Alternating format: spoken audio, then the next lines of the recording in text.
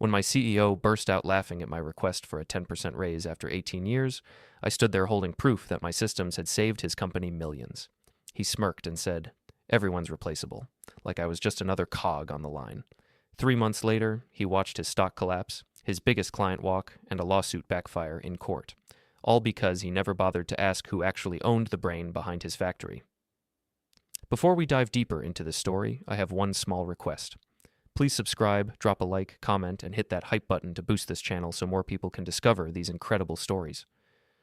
I walked into Hudson's office with my numbers in a neat blue folder and a knot in my stomach that felt a little like hope and a little like nausea. His corner office looked out over the industrial park like a glass balcony over a shipyard. The sun caught the polished awards on his shelf, each plaque using the same phrase, for transformative operational excellence. I recognized the graphs on the little screens behind them. They were my graphs, my lines bending down where costs dropped and up where output climbed. I stood in front of his desk and waited while he finished typing, trying not to stare at the framed magazine cover with his face on it. He finally leaned back, laced his fingers behind his head, and gave me that practiced CEO smile. I opened the folder, slid the reports across the desk, and explained, as calmly as I could, what 18 years of work had done for this place. Reduced defect rates, lowered injury incidents, millions saved in waste and downtime. I said I wasn't asking for a promotion or a corner office, just a 10% raise. A small adjustment, I called it, so my pay would reflect the systems I had built and the responsibility I carried. For a second, he just stared at the papers. Then he threw his head back and laughed. Not a small chuckle, not a surprised smile. A full, open laugh that filled the glass room and bounced off the walls. It hit me harder than any shouted insult could have. He wiped his eyes like someone had just told him a joke. "Calvin," he said, still grinning, "you're killing me. A 10% raise? You know what that would do to our pay bands in engineering?" He tapped the reports with one finger like they were cute drawings from a child. I felt heat rise in my neck, but I kept my voice level. I reminded him very quietly what those numbers represented. Night shifts, weekend restarts, crises avoided because I was willing to sleep in the car during line changes. I told him other companies were paying more for less. I didn't threaten, I just stated facts. He shrugged and leaned forward again, the smile hardening around the edges. "Look," he said, "you do good work, but nobody is that special. Everyone's replaceable. If you think you can get more out there, test the market. You might be surprised what you're really worth." The way he said everyone's replaceable landed deeper than he probably meant.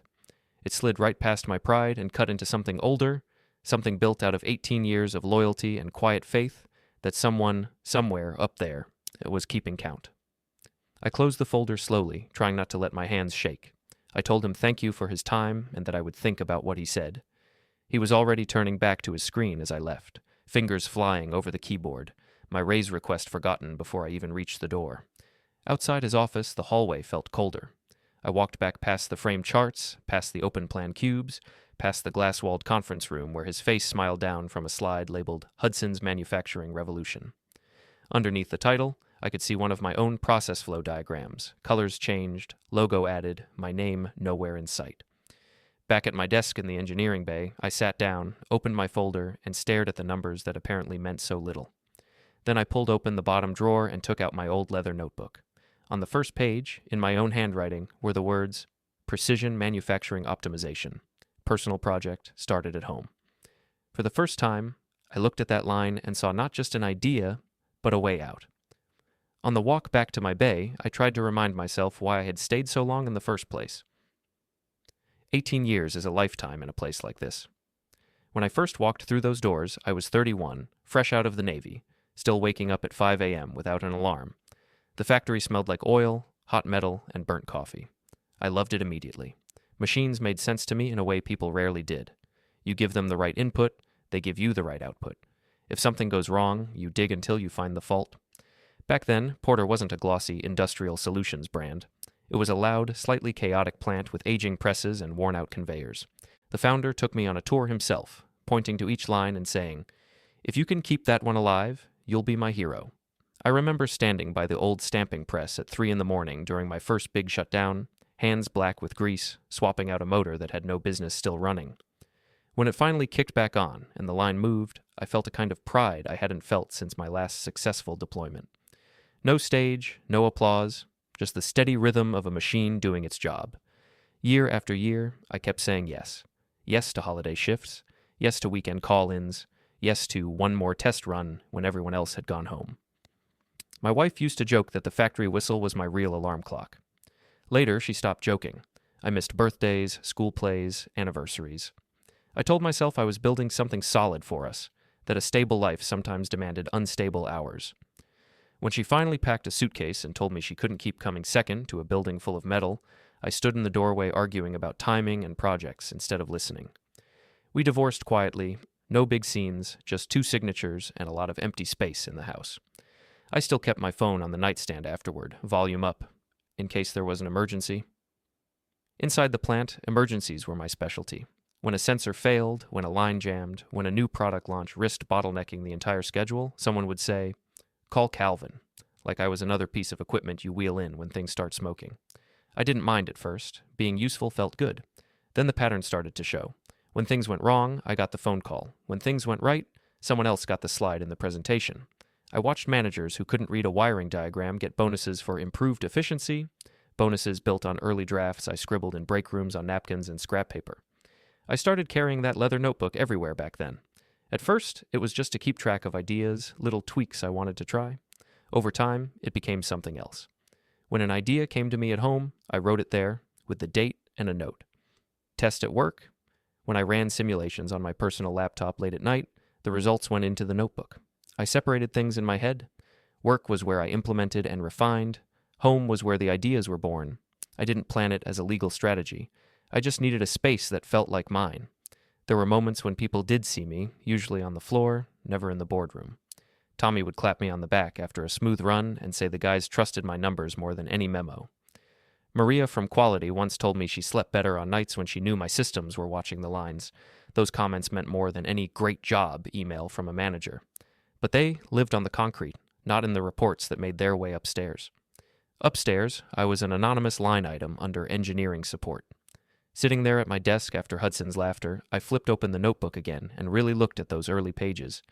Dates going back years, diagrams, notes like "designed at home," "tested concept on personal rig," "presented option to management," no formal response.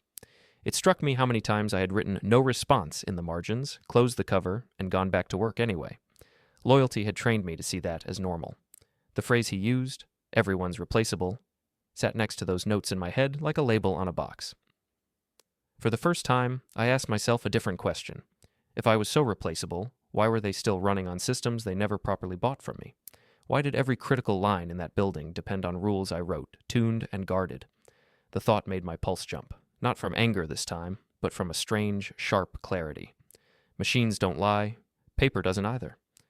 I closed the notebook gently, slid it into my bag instead of the drawer, and decided that tonight, at my own kitchen table, I was going to trace exactly where my work began and where theirs truly started. That night, the house felt too quiet, the kind of quiet that makes you hear every small sound your life has been making without you. The fridge hummed, the heater clicked on and off. A car passed outside every so often. I sat at my kitchen table with the leather notebook open and my laptop in front of me, a mug of coffee cooling beside my elbow. This table had seen school projects, late-night takeout, one awkward divorce conversation. Tonight, it was a lab bench. I wasn't looking for comfort anymore. I was looking for proof. I started with the oldest entries, tracing each idea like a wire through a circuit. The first notes on what would become our main efficiency system were dated 3 years before Hudson even joined the company. Tested basic model at home, I had written, followed by a sketch of a production line with arrows and small annotations. On the next page, there was a printout taped in, simulation results from my personal laptop, the header clearly showing a free software license I downloaded at home, not at work. Underneath, my handwriting again. Bring concept to management next month, ask about formalizing ownership? The question mark looked small and hopeful. I remembered that meeting. The plant manager at the time listened, nodded, said it sounded promising, and asked if I could knock together a prototype on the side just to see if it worked. No talk of patents, no talk of IP rights, just a pat on the back and another weekend in the plant. I flipped forward. Prototype running, early numbers strong, management impressed, no contract yet. That pattern repeated. Idea at home, test on my own time, bring it in, watch it get absorbed into the system without anyone asking where it started or who owned it. On my laptop, I pulled up the company policies from the internal portal. I read every line about intellectual property, work for hire, confidentiality. Some parts were clear. Anything created using company tools, on company time, under direct instruction, belonged to Porter. That was fair. I had no interest in claiming things I built to fulfill a direct request. But there was another line that caught my eye. Personal projects developed independently, without significant use of company resources, remained the property of the employee unless otherwise assigned in writing. I checked my records. There was no otherwise assigned in writing, no side agreements, no patent transfers.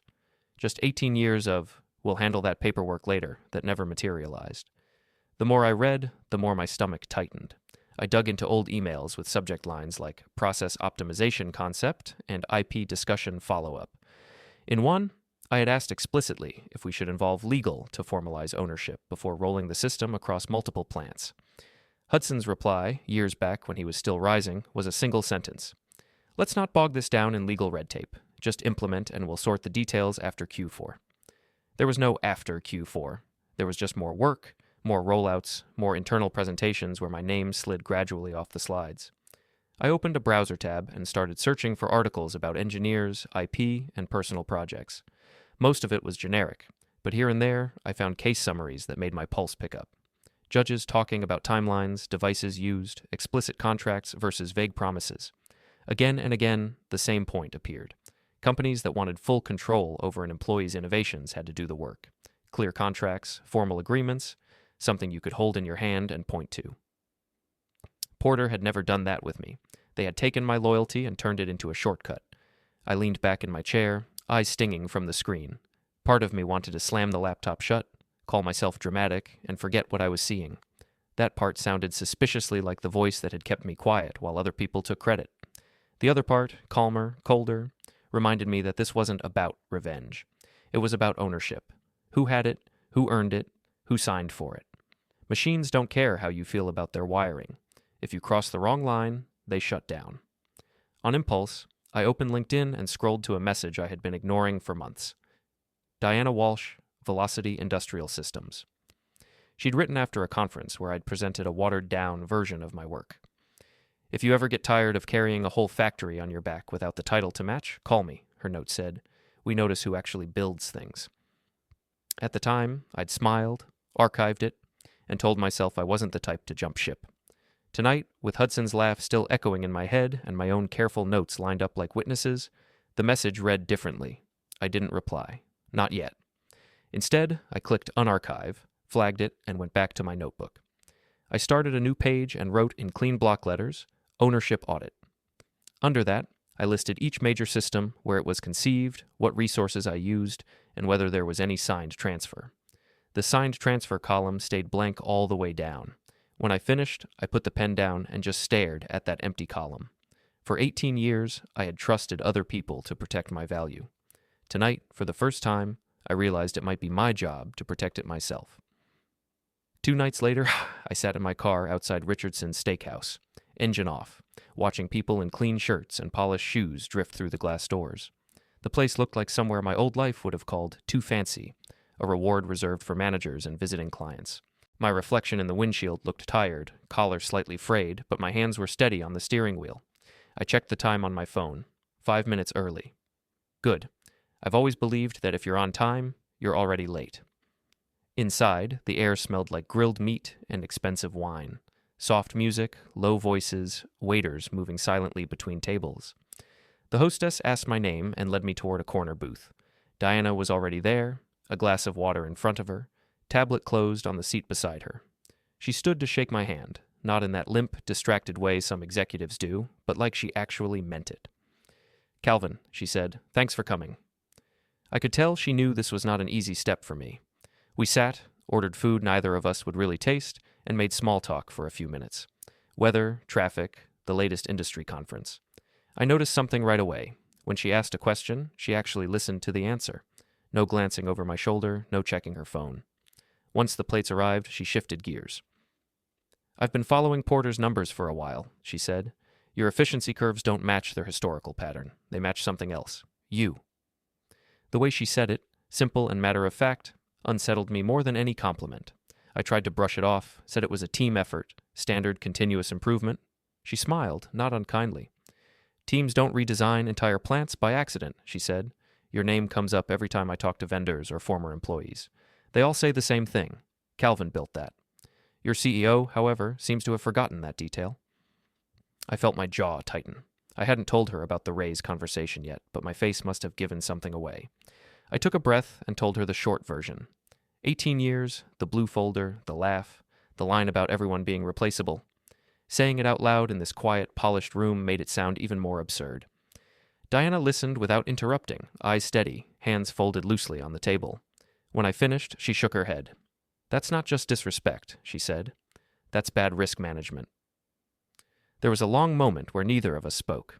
I reached into my bag and placed the leather notebook on the table. My fingers rested on the cover for a second. Before we talk about anything else, I said, you need to understand something. A lot of what Porter is running on started here. I opened to the ownership audit page and slid the book toward her.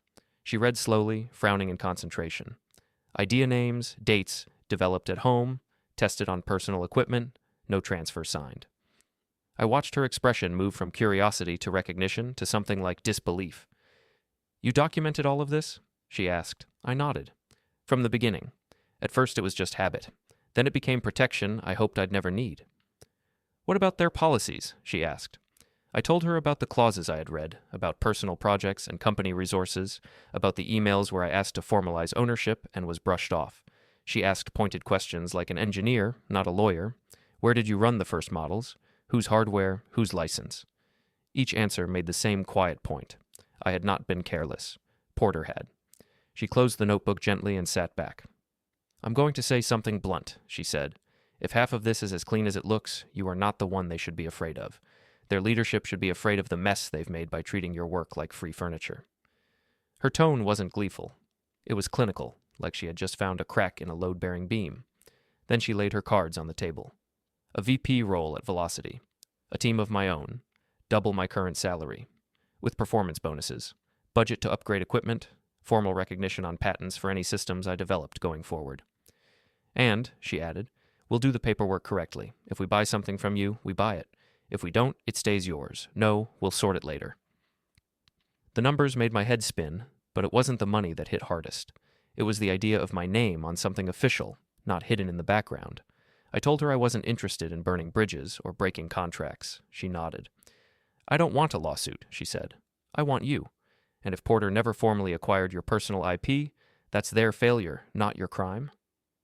I stared at the condensation on my water glass, tracing a line with my fingertip. Leaving felt like betrayal. Staying, after that laugh and those empty promises, felt like self-betrayal. I need time, I said finally. I want to do this clean. I'll document everything, hand off what belongs to them, and take only what's mine. 2 weeks? She asked. 2 weeks, I agreed.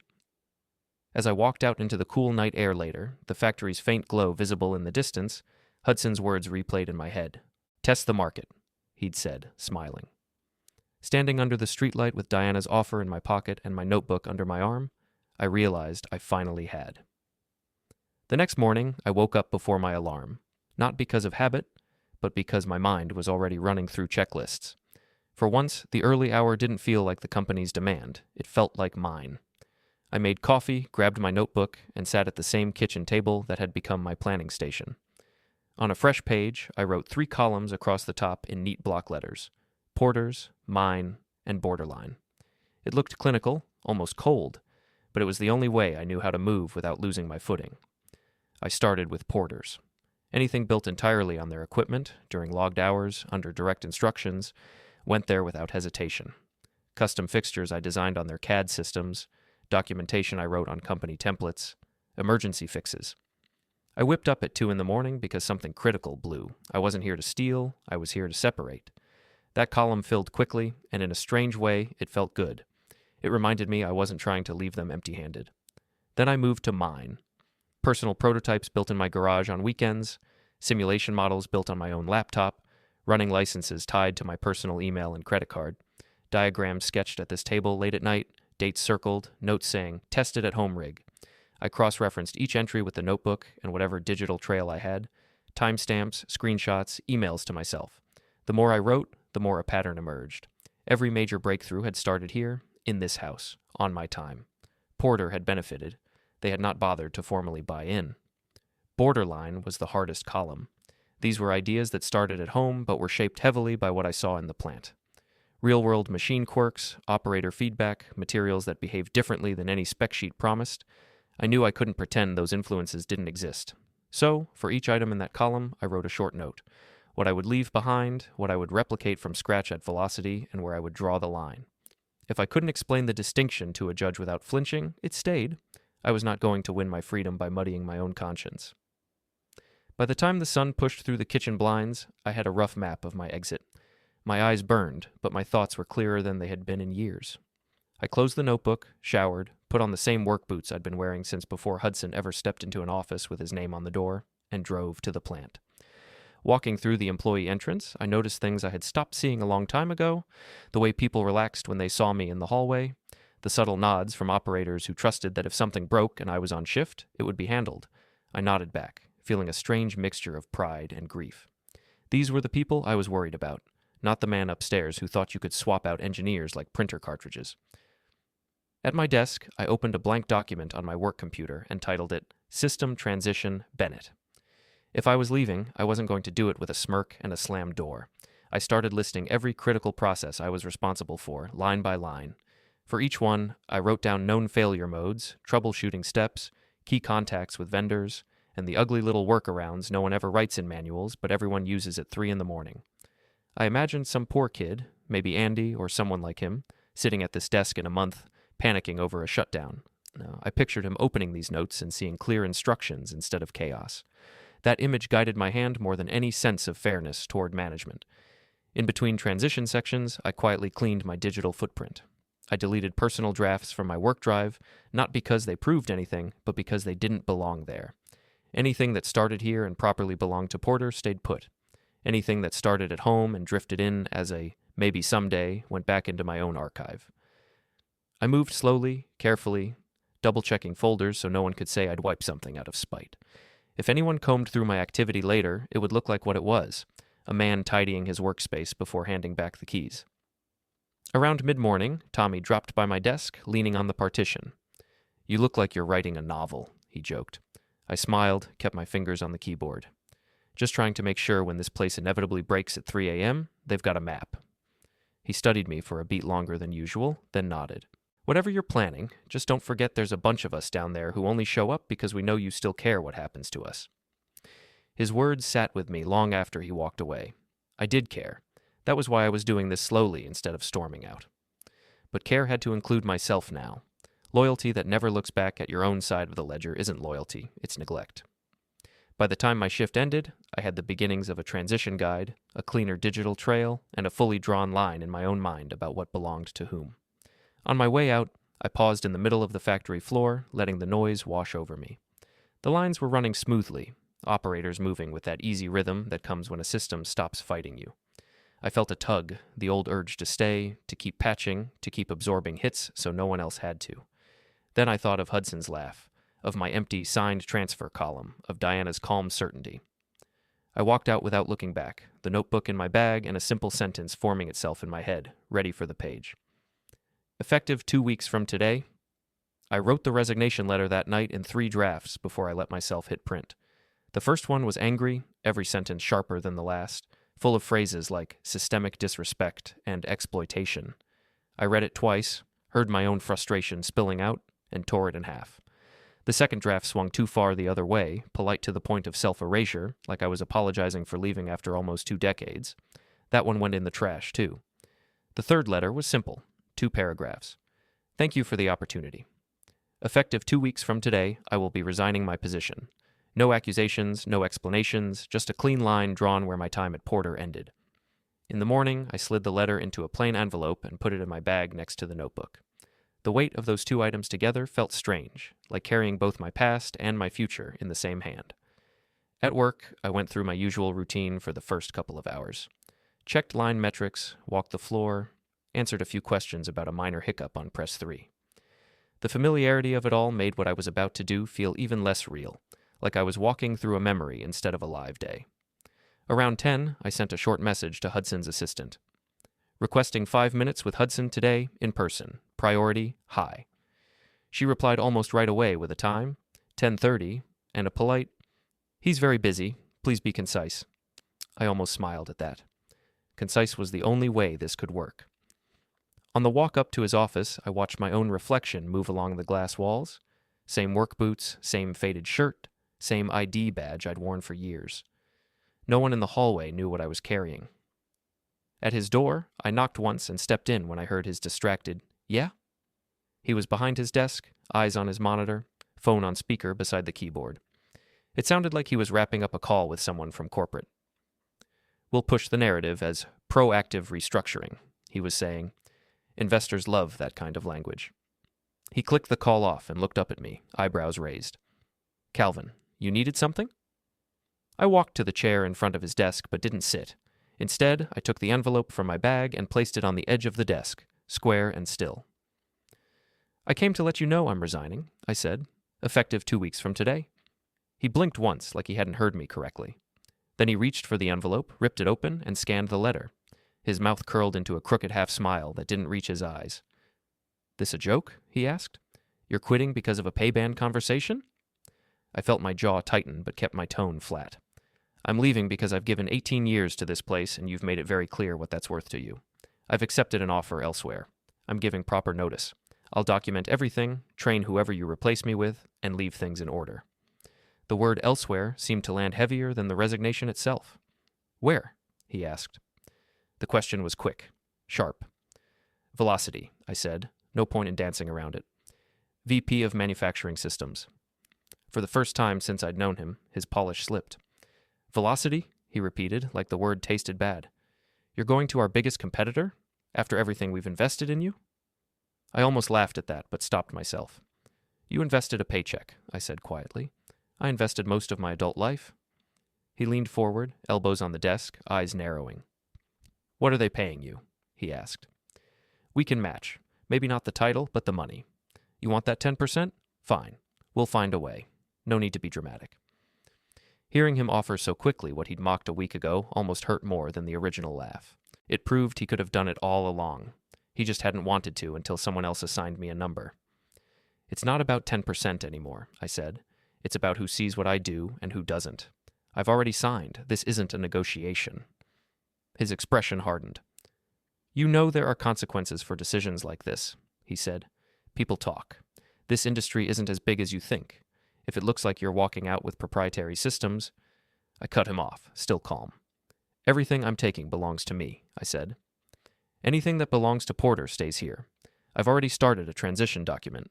You'll have what you need to keep the lines running. I'm not here to harm the company. I'm here to stop letting it harm me." For a moment, we just looked at each other. His confidence had cracks now, thin but visible. "You really think they won't see you as replaceable too?" he asked. "You're just trading one set of problems for another." "Maybe," I said. "But they started by asking what I built, not how little they could pay me for it." I turned to leave, then paused at the door. "You told me to test the market," I added. "I did. Turns out you were wrong about what I'm worth." Back at my desk, my monitor blinked with a new email from HR. Subject line: "Exit interview, scheduling." There was a short note saying legal would be present to review intellectual property and confidentiality obligations. I read it twice, then glanced at the leather notebook in my bag. For the first time, the idea of sitting across from company lawyers didn't scare me. It felt like the next logical step in a system I finally understood. The days between that email and the exit interview felt stretched thin, like film pulled over a frame. On the surface, nothing had changed. Machines still roared. Forklifts still beeped in reverse. Operators still yelled over the noise. But underneath, there was a quiet shift, a sense that something was about to give. I used that thin time the only way I knew how: documenting, training, and listening. I started with Andy, the young engineer they'd hired a few months back. Bright-eyed and nervous, still triple-checking his own calculations. I found him in the engineering bay, hunched over a monitor, staring at a trending chart like it might bite him. "Got a minute?" I asked. He jumped a little, then nodded. We went over my transition document line by line. I walked him through the logic behind each system, not just the technical steps. Why we set certain thresholds where we did. Which alarms looked serious but could usually wait, and which ones meant you dropped everything and ran. He scribbled notes, filled the margins of his printed copy, asked good questions. When he admitted he didn't know if he could keep up, I told him the truth. "You won't at first. Nobody does. But if you listen when the operators talk and you treat the line like it's smarter than you, you'll get there. Later, I walked the floor with Tommy, letting him set the pace. He asked straight out if the rumors were true. I didn't lie. I'm leaving in 2 weeks, I said. Going to Velocity. He let out a low whistle. Can't say I blame you, he said. Word spread about that meeting with Hudson. Guys down here? They talk. We know who's keeping this place running, even if the plaques upstairs forgot. That small line, guys down here, reminded me again where my real loyalty had lived all along. I told him I'd do everything I could to leave the system stable. I also told him, very clearly, that if the place started cutting corners on safety after I left, he had every right to walk. Loyalty shouldn't cost you your back, your lungs, or your fingers. Maria cornered me at the quality station, arms crossed, sharp eyes taking in more than the numbers on her clipboard. You really going? She asked. When I nodded, her mouth tightened. Figures. They never know what they've got until it's gone. Just promise me you won't forget us when you're at the shiny new place. I told her I couldn't make promises about the future, but I'd remember exactly who had been standing next to me every time something almost went wrong and didn't because we caught it. That seemed to satisfy her, a little. The exit interview was scheduled for a Thursday afternoon in one of those neutral conference rooms that always smell faintly of old coffee and dry erase markers. When I walked in, Preston was already there, suit jacket off, tie loosened, a stack of papers arranged in careful columns. An HR rep I barely knew sat to his left, legal pad open, pen poised. They looked up at the same time, two different versions of controlled concern. Preston opened with the standard script. Thank you for your years of service. We're sorry to see you go. He asked about my reasons for leaving, where I was headed, whether there was anything management could have done differently. I stuck to broad strokes. New opportunity, leadership direction, felt it was time. Nothing they could twist into grounds for a counter-narrative. Then he slid a thin packet across the table. We do have some updated paperwork we'd like you to sign as part of the exit process, he said. His tone stayed smooth, but his fingers tapped once against the top page. On the first page, in dense, polite language, was a non-compete agreement, retroactively framed as clarifying existing expectations. It barred me from working for any direct competitor within a wide radius for 2 years. It also contained a line about assigning any and all innovations related to manufacturing efficiency to Porter, regardless of where or how they were developed. I read it slowly, twice, letting the silence stretch. This wasn't in my original employment contract, I said. It's just standardizing what's always been understood, he replied. We're trying to align older agreements with current policy. It protects both you and the company. I looked up, met his eyes. No, I said. Just that. No argument, no explanation. He blinked. No? I'm not signing anything new on my way out, I said. My obligations are what's written in the documents we both agreed to when I came on. I've followed those. I'll continue to respect confidentiality and not disclose proprietary information. But I won't assign ownership of work you never formally acquired, and I won't limit where I can work after nearly 2 decades here. HR shifted in her seat, glanced at Preston. He cleared his throat, adjusted his glasses, and tried a different angle. You understand there could be legal consequences if there's any ambiguity about intellectual property, he said. We have to protect our systems. I reached into my bag and placed the leather notebook on the table, flipping it open to the ownership audit page. That's why I've spent weeks removing ambiguity, I said. This is what I developed on my time, with my tools. This is what I brought to Porter without a transfer in writing, despite asking for one more than once. Everything that belongs to the company stays with the company. Everything that doesn't suddenly become yours because I'm leaving. He scanned the page, his face tightening as he read the dates, the developed at home notes, the references to policy. For a long moment, the only sound in the room was the hum of the vent. Then he sat back, exhaled through his nose, and said quietly, You've done your homework. I'm an engineer, I said. It's what you used to pay me for. We spent the rest of the meeting on mundane things. Badge return, last paycheck timing, PTO balance. The non-compete packet stayed on the table between us, unsigned. When I left the room, I didn't feel triumphant. I felt aligned. For once, what I knew, what I'd written, and what I was willing to accept all matched. On my way back to the bay, my phone buzzed with a new email. Subject line, from Diana Walsh. The preview showed only 3 words. Offer letter attached. I slid the phone back into my pocket, the noise of the factory rising to meet me. 2 weeks. That was all the time left on this side of the line. On my first day at Velocity, I walked into a building that smelled like fresh paint and new wiring instead of old coolant and burnt coffee. The lobby was bright, not fancy, just clean and intentional. No wall of plaques with one man's name on them, just a simple display showing product lines and safety milestones. A young receptionist checked my ID, smiled like she actually knew who I was, and handed me a visitor badge with my name pre-printed. "Welcome, Mr. Bennett. Diana's waiting upstairs." It was a small thing, but it landed. At Porter, half the time I had to buzz myself in. Diana met me outside a glass-walled conference room on the second floor. She wasn't surrounded by an entourage or theatrics, just a tablet under one arm and a coffee in her hand.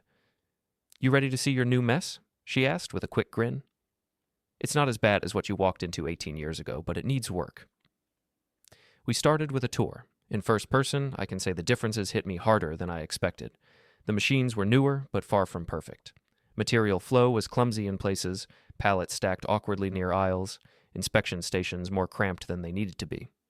The lines moved, but with a kind of stiffness, like they were following rules the building hadn't fully agreed with yet. Operators watched us walk by with interest, not suspicion. When Diana introduced me by name and title, "This is Calvin, our new VP of Manufacturing Systems," I saw eyebrows rise, not because of the title, but because she added, "He's here to make your jobs easier and safer, not harder." That afternoon, I sat with her and the core engineering team in a room with 4 whiteboards and no head of the table. She asked me to start by talking through my philosophy, not my resume. I told them what I'd learned the hard way. Systems should serve people, not the other way around. That safety and efficiency are not opposites. That if you have to shout over a machine to be heard, something in the layout is wrong. Heads nodded, not in that fake, agree with the boss way, but like puzzle pieces finding a place. Then we dug into their numbers. Scrap rates, downtime logs, maintenance tickets. They weren't in crisis, but they were leaving a lot on the table. I took a marker and started sketching rough ideas on the board, pulling from patterns I'd tested at home over the years. I recognized the old thrill, finding a better path through chaos, but this time, instead of a manager saying, "Can you knock this together on the side?" I had a whole team leaning in, throwing out questions, suggestions, objections. It was the first time in a long time that collaboration didn't feel like an extraction. Over the next few weeks, the work settled into a rhythm. Mornings on the floor, watching how operators really moved, what they did with their hands when no one was pretending for a tour. Afternoons in the war room, adjusting layouts on screen, modeling new flows, planning phased rollouts so we didn't blow up production chasing perfection. We tested small changes first, moving inspection tables 6 feet closer to reduce backtracking, repositioning bin locations to cut wasted steps, adding simple visual cues so new hires didn't have to guess which way pallets should face. None of it was magic. All of it added up. I kept my notebook with me, of course, but it lived alongside official Velocity documentation now, not in opposition to it. Legal had already gone through my ownership audit, line by line, and we'd agreed on what I was bringing in as prior art, what would be considered new, and how everything going forward would be owned and credited. There were no, "we'll sort it after Q4" emails. There were clear contracts, signatures, and a shared understanding that if I built something here, we'd all know who it belonged to. The first real proof that this was different came about a month in. We'd just completed the Phase 1 changes on Line 2. Injury risk dropped, cycle time improved, and scrap dipped below a target they'd been chasing for years. The operations dashboard flashed green across 3 metrics at once. I was already thinking about tweaks for Phase 2 when Diana walked into my office holding a printed report. "We're filing on this," she said, dropping it on my desk. "Your name first, then the team. Legal's already drafting." I picked up the report. My design, our refinements, Velocity's letterhead. Under Inventors, my name was at the top, followed by 2 of the engineers who had helped stress test the idea. It was such a small section of text, but it felt heavier than any award I'd ever seen. "You're not worried about poking Porter?" I asked. She shrugged. "They never owned what you did for them, and they never bothered to secure anything else. We're not poking them. We're just doing our paperwork." That evening, I sat alone in my new office for a few minutes after everyone left, the plant humming quietly below. On my screen was an email from Velocity's legal team. "Patent application submitted, documentation attached. Please confirm spelling of your name." I clicked the documents open and saw my designs rendered in formal language and diagrams, tied to my signature in a way no one could quietly erase. For the first time since Hudson's laugh in that glass office, I understood something with absolute clarity. At Porter, my ideas had been treated like free fuel.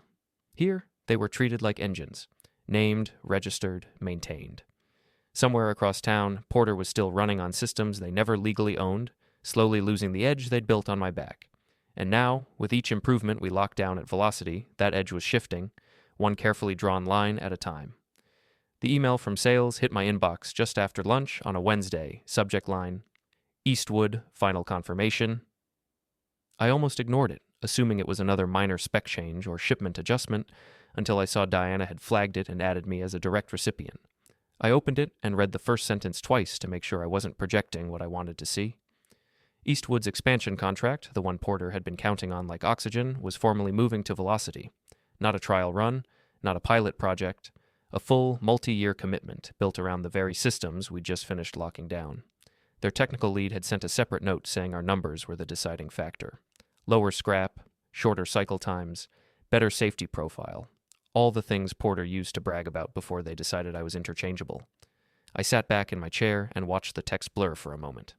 18 years of late nights and quiet fixes had kept Eastwood glued to Porter. One mocking laugh and a handful of lazy legal decisions had pushed them away. It felt less like a victory and more like a physics problem finally resolving. You tilt a table long enough, something is going to slide off. My phone started buzzing before I even finished reading the thread. Unknown number, then another. Then a text from a former coworker. Hudson is losing it. Did you see the Eastwood thing? I hadn't replied when his name finally lit up my screen. Hudson Garrett. I watched it vibrate on the desk until it went to voicemail, then replayed the message with my thumb hovering over the delete button. His voice was different, less polished, more frayed at the edges. Calvin, it's Hudson. Listen, we need to talk. I think there's been some miscommunication here. Eastwood's been a partner of ours for years. I know you've got influence there. I'm willing to put a serious package on the table if we can work something out. Consulting fees, equity, whatever it takes. Call me back. He hung up without leaving a callback time, like he assumed I didn't have anything better to do. I saved the message and did not respond. Half an hour later, another voicemail arrived, sharper this time. He talked about shared history and reputational risk, and the need to avoid an ugly public situation. The word lawsuit floated by, half threat, half bargaining chip. Underneath all of it, I heard something familiar. Not authority, panic. Velocity's legal team called me that afternoon to confirm what I already suspected. Porter had filed suit, accusing both me and Velocity of misappropriating proprietary manufacturing systems and interfering with existing contracts. I felt a flash of anger, but it died quickly. You build a manor house with borrowed materials, never ask whose name is on the receipts, then act surprised when the landlord shows up. The confrontation in the parking garage came 2 days later. I was leaving late, the sky overhead that washed out gray that never quite commits to rain. The concrete levels echoed with the hollow sound of my footsteps. When I turned the corner toward my car, he was leaning against the front fender, arms crossed, suit jacket open, tie loose like he'd pulled at it on the drive over. For a second, seeing him here, in my new space, felt like a glitch in the system. Wrong environment, wrong context. Then he straightened and started toward me. Been dodging my calls, he said, voice carrying in the empty air. I've been working, I answered. That's what you used to pay me for, remember? He gave a humorless little laugh. Yeah, and I see where that's gotten both of us. He gestured vaguely back toward the building. You know what Eastwood pulling out does to us, to the people who still work there. I know exactly what it does, I said. I spent 18 years holding that relationship together with duct tape and personal time. You told me I was replaceable. Eastwood just disagreed. His jaw flexed. You think this is about your hurt feelings? He snapped. You walked out the door with the brains of our operation and handed them to our biggest rival. That's sabotage, Calvin. Call it whatever helps you sleep, but that's what it is. I let his words hang for a moment, then shook my head. I walked out with what you never bothered to buy, I said. I handed Velocity my own work, developed on my own time, on my own equipment, after you ignored every chance to formalize it. Porter made a choice. You rode my systems while pretending they were yours and never secured them. Now you're angry the bill came due. He took a step closer, lowering his voice. You really want to test this in court? He asked. You want every company in the region watching you get dragged through the mud over proprietary theft? Think about your future before you answer that. I already have, I said. My future is built on signatures and timestamps, not on a laugh in a glass office. You're the one who has to explain to investors why your entire advantage depended on work you never owned. For the first time, he looked around, like he had just realized where he was. Velocity's logo on the wall, our security cameras tucked into the ceiling corners, cars with plates he didn't recognize. This was my ground now, not his. Whatever power he had carried at Porter had not made the trip. He tried one last angle. "Name your price," he said. "I'll put you on retainer. You can sit at home, consult for us, keep your fancy title here. Just help us plug this before it kills us." I thought of Tommy and Maria and the others who would be the first to feel the hit if Porter went down. I also thought of every time he had dismissed my concerns, every late night I had turned into a quiet save while he polished his image. "It's not my job to save you from your own decisions anymore," I said. "I've already chosen where I stand. The people you should be making offers to are the ones on your factory floor." His eyes went cold. "Then I'll see you in court," he said. "You will," I agreed. "And for once you'll have to sit through a meeting where the paperwork talks louder than you do." He stared at me a heartbeat longer, then turned and walked toward the exit without another word. His footsteps faded into the concrete, leaving only the soft hum of the garage lights. I unlocked my car, sat behind the wheel, and let out a breath I hadn't realized I was holding. Somewhere across town, Porter's lawyers were drafting arguments built on assumptions. In my bag beside me, my notebook and Velocity's contracts rested like quiet counterweights. The confrontation was over. The real test was about to begin. The first thing I learned about lawsuits is that they move slower than any machine I've ever worked on. But the second thing is that once they start, they don't really belong to you anymore. Velocity's lawyers took over the front line, but I was still the one whose work was under a microscope. They built a timeline out of my life, turning years into exhibits. Every late-night note in my notebook, every developed-at-home line, every email where I'd asked Porter to formalize ownership went into a neat, numbered stack. Seeing it all laid out like that felt strange. I'd lived it in fragments. They were about to present it as a pattern. The deposition was held in a beige conference room with bad art on the walls and a bowl of untouched mints on the table. On one side, Porter's attorneys with thick binders and clipped voices. On the other, Velocity's team and me, my notebook open in front of me like a witness. A court reporter sat between us, fingers hovering over a small machine that would turn our words into a permanent record. Porter's lead attorney started with the usual background questions: name, employment history, job titles, job duties. Then he shifted into what he clearly thought was his strong position. "Mr. Bennett, would you agree that Porter's systems were critical to its success?" I said yes.